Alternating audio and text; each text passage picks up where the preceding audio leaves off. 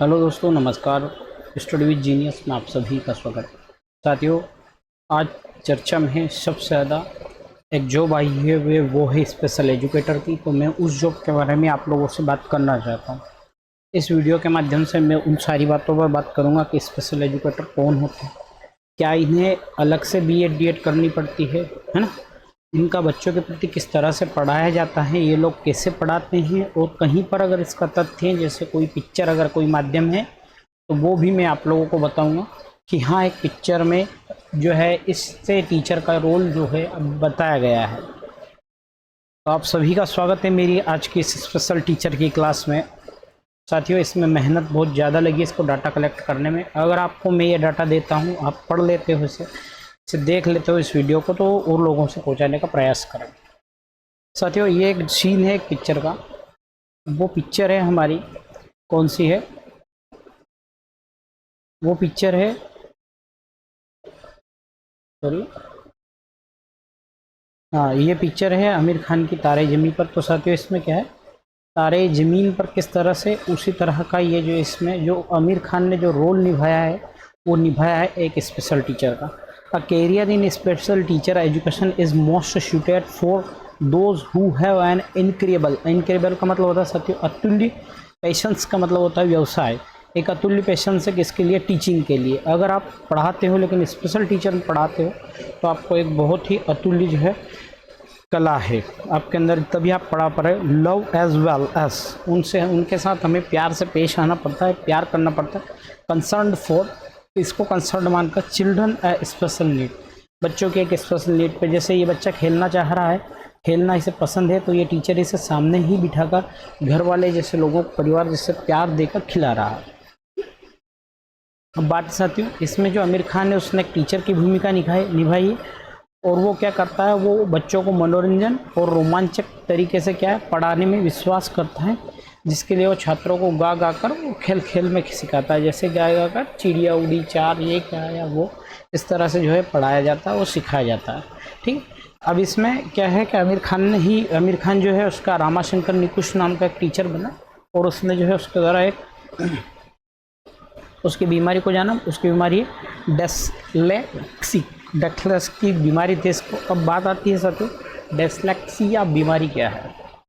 तो डेस्लेक्सिया से पीड़ित बच्चों में कुछ समस्या व्यवहार प्रकट हो जाते हैं, क्योंकि वे साहित्य पढ़ने समझने की अपनी सीमाओं से आसानी से निराश हो जाते हैं। ऐसा नहीं है साथियों कि पढ़ नहीं पाते, समझ नहीं पाते, लेकिन ये क्या होता है, ये निराश हो जाते हैं ना। डिसलेक्सिया से पीड़ित व्यक्ति में चिंता, अवसाद, अलगाव, क्रोध और बदमाशी का शिकार होने की संभावना हमेशा बढ़ी रहती है। मैं आगे बताऊंगा कि इन लोगों से किस तरह से हमें पेश आना है ना।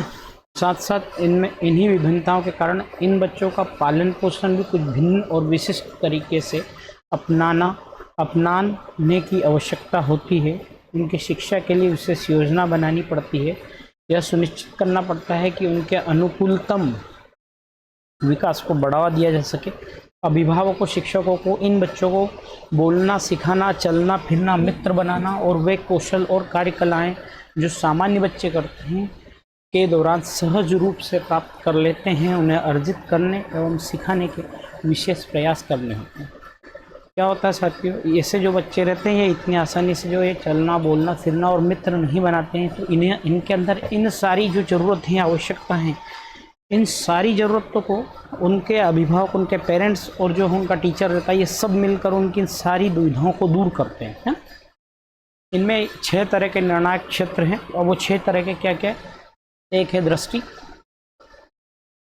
क्या क्या 6, एक है दृष्टि, श्रवण शक्ति, है ना, गतिशीलता, संप्रेषण, सामाजिक भावात्मक संबंध और बुद्धिमत्ता। 6 तरह के कार्य जो होते हैं निर्णायक रूप से होते हैं। इसके अतिरिक्त क्या होता है साथियों, आर्थिक रूप से सुवंचित, जिससे गरीब लोगों के बच्चे रहते हैं, क्योंकि वो गरीब है, कई अनुभवों से वंचित रह जाते हैं, वो स्कूल नहीं पर जा पाते हैं, तो उन्हें क्या बचपन से ही छोटे छोटे लड़के लड़कियों बच्चियों के काम में जो अक्सर रोक लिया जाता है, ताकि भाइयों बहनों पर ध्यान दे सके उनके, और उनके काम काज करें। ऐसे लोगों को क्या करना है, हमें एक समावेशी शिक्षा के अंतर्गत लेना है। अब ये समावेशी शिक्षा क्या होती, इसका इंग्लिश में होता है साथियों एक्सक्लूसिव एजुकेशंस। और इससे ऐसा ये है उस शिक्षा प्रणाली से जहाँ सामान्य छात्र क्या हुआ, जहाँ पर एक सामान्य छात्र एक दिव्यांग छात्र के साथ विद्यालय में अधिकतर समय जो है साथ बिताएंगे। अच्छे लड़के और इस तरह के लड़के एक साथ बैठ के पढ़ेंगे। दूसरे शब्दों में अगर कहा जाए तो समावेशी शिक्षा विशिष्ट आवश्यकता वाले बच्चों की एक सामान्य बालकों से अलग शिक्षा देने का विरोध करती है। वो क्या कहती हैं कि ऐसे लोगों को भी उन लोगों के साथ पढ़ाया जाए। क्यों? क्योंकि एक सामान्य छात्र और एक दिव्यांग छात्र को समान शिक्षा प्राप्ति के अवसर अगर मिलने चाहिए। पहले समावेशी शिक्षा की परिकल्पना सिर्फ विशेष छात्रों के लिए की गई थी, लेकिन आधुनिक काल में इस शिक्षा का सिद्धांत और दृष्टिकोण अपनी कक्षा के व्यवहार में लाना चाह रहा है। इससे क्या होगा साथियों, ऐसे जो लड़के होंगे उनसे अच्छे जो सामान्य बालक होंगे उनकी दोस्ती हो जाएगी और कहेंगे कि हम इस तरह से जो दोनों का प्यार प्रेम बढ़ेगा और उससे क्या होगी, एक समावेशी शिक्षा की पद्धति आएगी। उससे जो है एक ये लोग अगर जहाँ मुख्य धारा में नहीं आ रहे हैं वहाँ मुख्य धारा में आ जाएंगे। ठीक है। अब इसकी क्या क्या विशेषता ये देख लीजिए। समावेशी शिक्षा ऐसी शिक्षा है जिसके अंतर्गत शारीरिक रूप से बाधिक बालक सामान्य बालक को साथ साथ सामान्य कक्षा में शिक्षा ग्रहण करनी पड़ती है। अपंग बालकों को कुछ अधिक सहायता प्रदान की जाती है। इस प्रकार समावेशी शिक्षा अपंग बालकों को पृथक्करण का क्या करती है, विरोध करती है। जो भी अपंग एक मानसिक विकलांग है तो उन्हें भी अच्छे लड़कों के साथ ही पढ़ाया जाए। समावेशी शिक्षा का विशिष्ट विकल्प यह नहीं है कि समावेशी शिक्षा तो विशिष्ट शिक्षा का भी पूरक है। विशिष्ट शिक्षा जो दी जाती है उसका पूरक है। और कभी कभी बहुत कम शारीरिक रूप से बाधिक बालक को समावेशी शिक्षा संस्थान में प्रवेश कराया जाता है। गंभीर रूप से अपंग बालक को जो विशिष्ट संस्थाओं में शिक्षा ग्रहण करते हैं, संप्रेषण और अन्य प्रतिभा ग्रहण करने के पश्चात वे विद्यालय में प्रवेश पा सकते हैं। ठीक है। ऐसी शिक्षा का देने का प्रारूप दिया गया है जिसमें अपंग बालक को समान शिक्षा के अवसर प्राप्त हों, वे समाज अन्य लोगों की भांति क्या हो, आत्मनिर्भर बनकर अपने जीवन यापन का पालन करें। सरकार का यही उद्देश्य है ना। साथ साथ यह अपंग बालकों को कम प्रतिबंधित तथा अधिक प्रभावी व्यवहारण उपलब्ध कराती हैं जो वे बालकों के जीवन यापन कर सकते हैं। सामान्य लोगों के जीवन यह समाज में अपंग और मध्यम बालक, यह समाज में अपंग और मध्यम बालक